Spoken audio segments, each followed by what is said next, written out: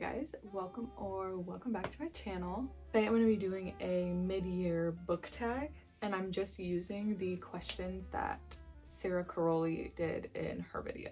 So I set my Goodreads goal to 90 books for this year, which I don't really take it seriously. Like, I'm not going to beat myself up if I don't hit it, but I was like, I'll just try, because I think I read around that last year. So I was like, let's just try for 90. And so far, today's June 19th, and I have read 42 books so far this year.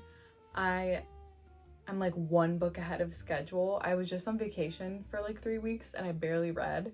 So I've like fallen behind greatly. I was like at one point like a bunch of books ahead of schedule, but I'm not gonna let myself like get freaked out about it, because it literally does not matter at all. Yeah, so I've read 42 books this year. And so we're gonna just talk about the books that have stood out, some of my favorites, and also some books that I haven't read yet that I want to read. So let's just get into chatting about books, my favorite thing to do. First question is the best book that you've read so far in 2023. And I think for me, this would be Emily Wilde's Encyclopedia of Fairies by Heather Fawcett. I loved this book so much. I gave it 5 stars. It's more of a cozy fantasy, which I feel like has gotten more popular this year too, just like that genre as a whole.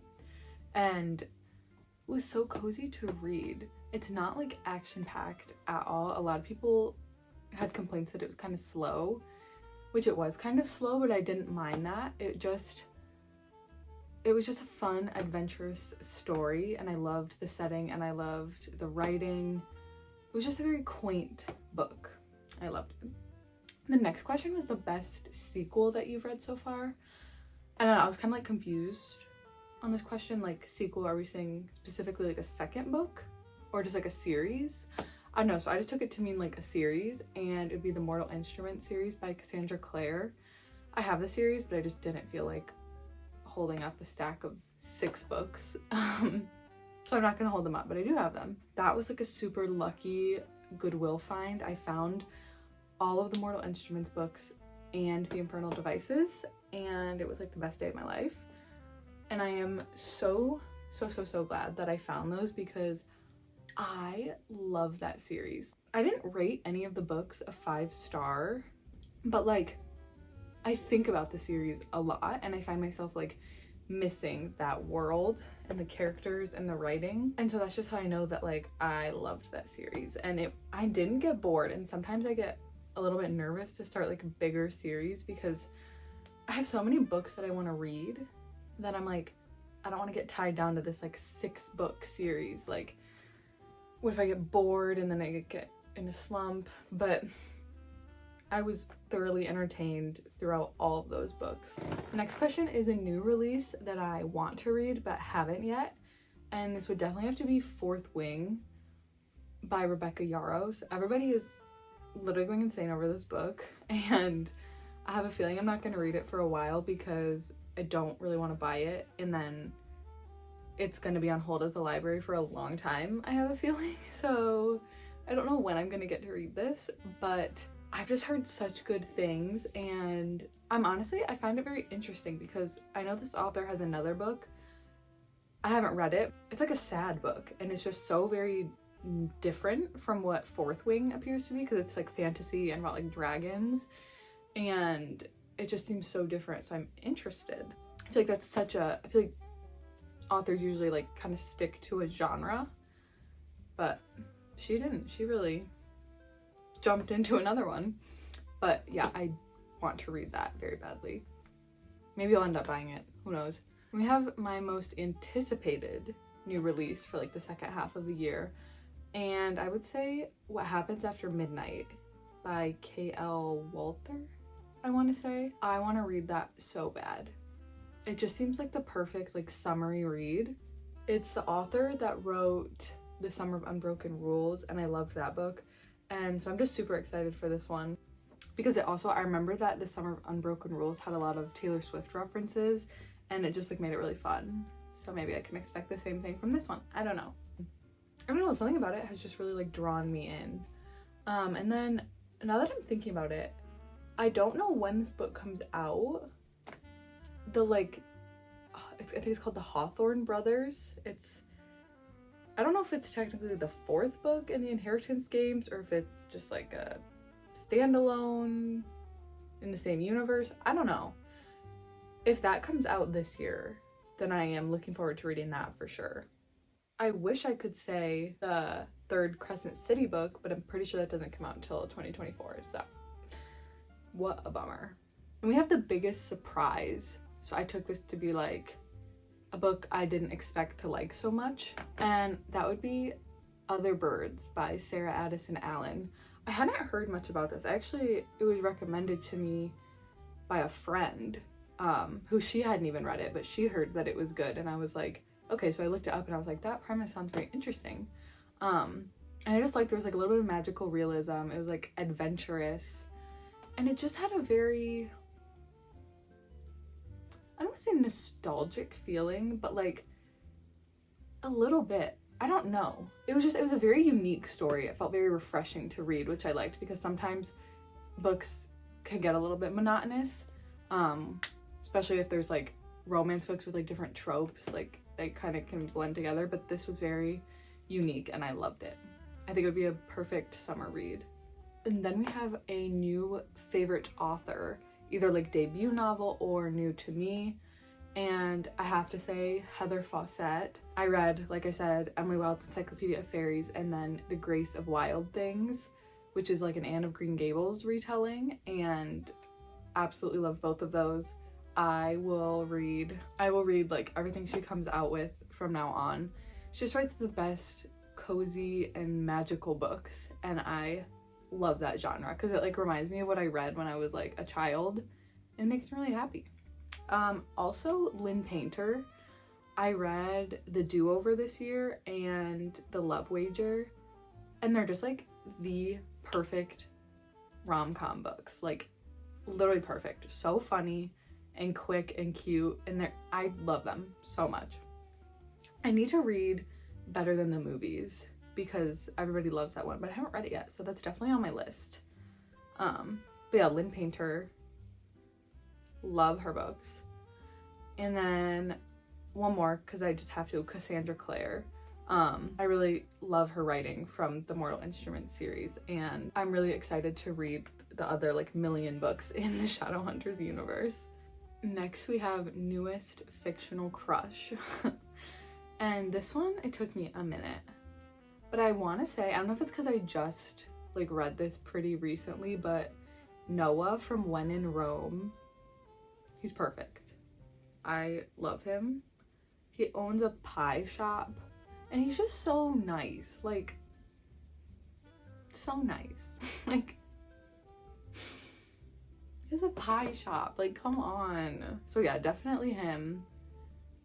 And then I had an honorary mention that I didn't write down because I was like, oh, I'll remember. Simon from the Mortal Instruments. I love him. I don't know, he's just like the like funny side character. Something about him, I loved him.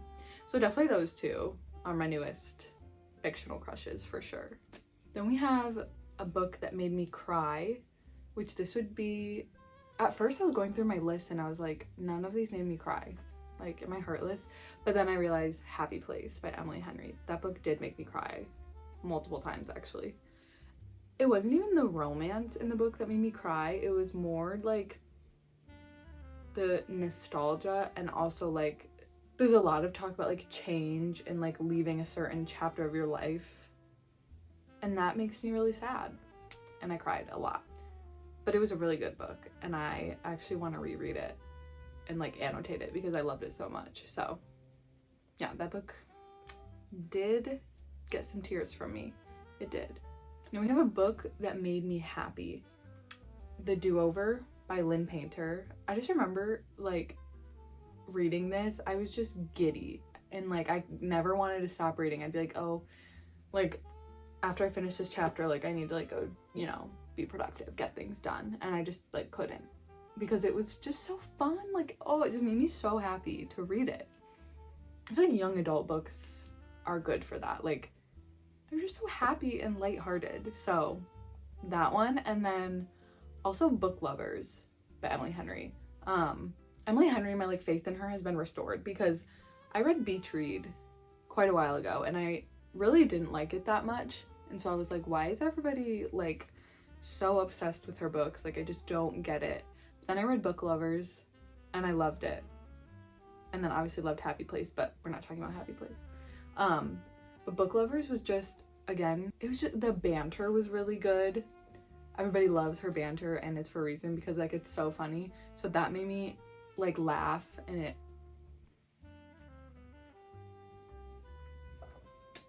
that made me laugh, and I just had a good time reading it. It was in like a small town, which I also don't love small towns, but this one was like different. I don't know. I liked the setting a lot. It was part of the, like, one of my favorite parts of the book.